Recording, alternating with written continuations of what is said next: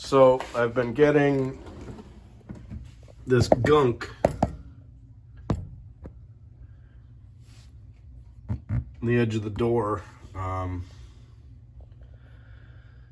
It doesn't smell.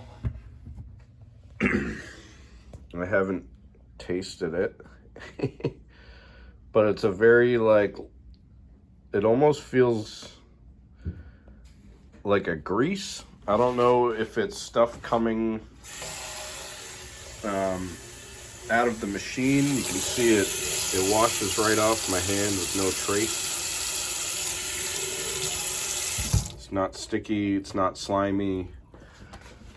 It doesn't smell, but it looks gross. I've cleaned it off, washed it down with vinegar, just distilled white vinegar, 5% acidity. And then put a full cup of vinegar on the top rack, ran it empty on the hottest setting, which I don't know, I just ran heavy wash and sanitize with the machine empty except for the vinegar. And then it was all clean and nice. And then I pre-washed all my dishes. Not really like washed them, but rinsed all the food stuff off. And then ran a load, very light load, not a lot of stuff in here. And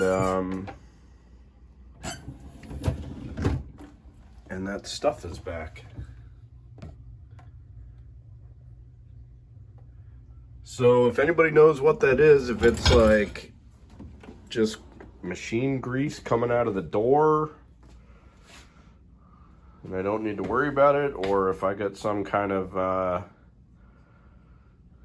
if my dishwasher's got some sort of bacterial infection, I don't know.